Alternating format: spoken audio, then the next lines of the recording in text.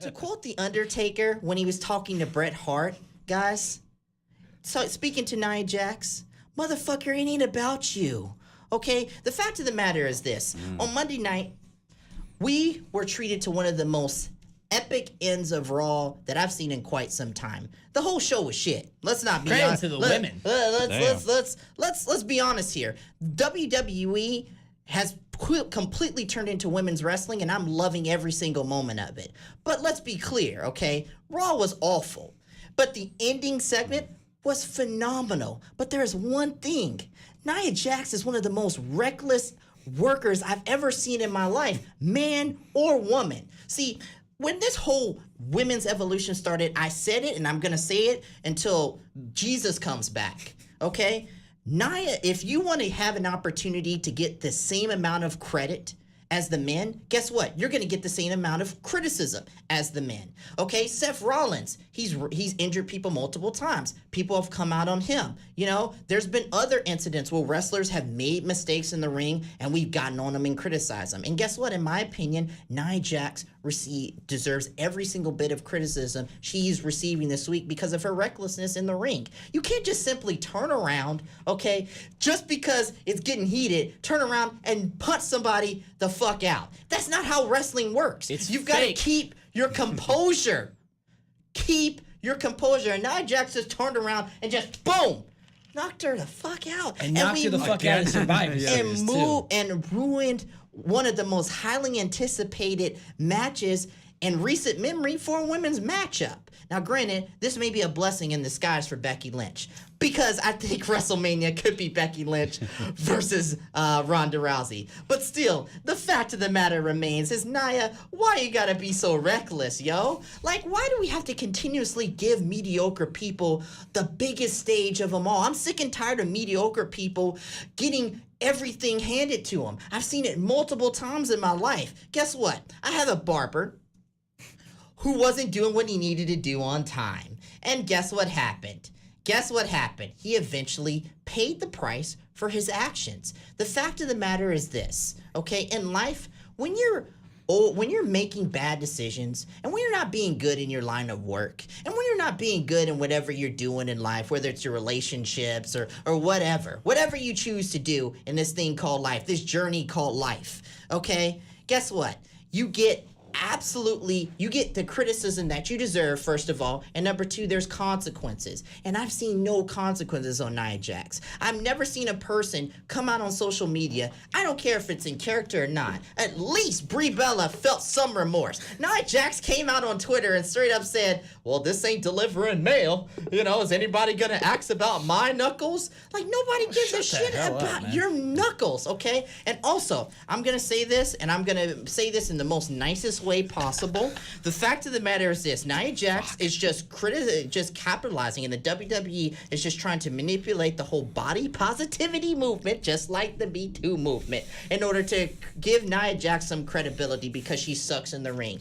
They called her Andre the Giant. They called her the Irresistible Force. So I think that's some irresistible bullshit. I call that high quality BS. The fact of the matter is this: she cannot go in the ring. Instead of walking red carpets, Nia, how about you go back to NXT, okay? You live right down the street from NXT. Go back to NXT, get in that ring, and learn how to hit somebody. Learn how to make some simple maneuvers. And you're saying, well, Ryan, it's just one isolated incident. Accidents happen in the ring. Well, guess what? I saw her almost kill Asuka when Asuka was on her road to WrestleMania. I saw her almost kill Ember Moon. Zelina Vega has been injured, and Alexa Bliss has been injured, and multiple other women have had situations with Nia Jax. This is a pattern, my friend. This is a pattern that needs to be stopped. And yet, some way, somehow, we give Nia Jax an opportunity to go after Ronda Rousey again, a match that we've already seen, instead of doing something fresh and unique. The reason why people were excited about Becky Lynch versus Ronda Rousey was because it was fresh and unique, and because guess what?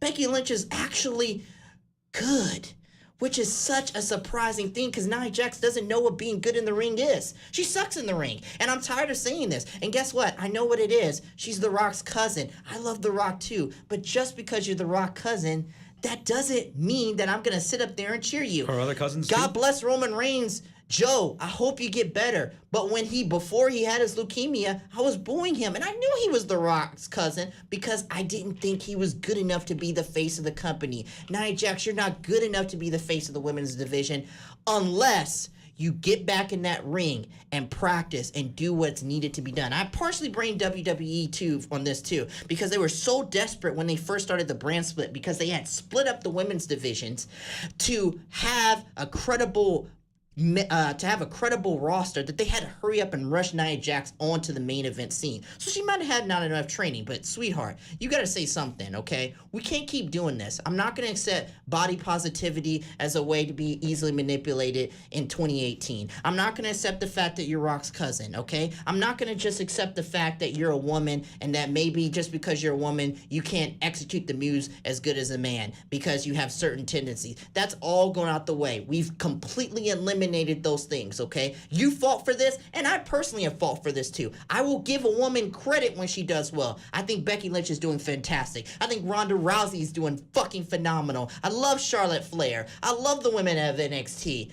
But Nia Jax, you need to step aside and learn from these women and get better, honey, because you ain't cutting it. And if you ain't cutting it, guess what? Evolution is all about replacing people too. I'm the RKJ Man, and I'm always shooting my shot for greatness. I think I found the episode for this irresistible bullshit.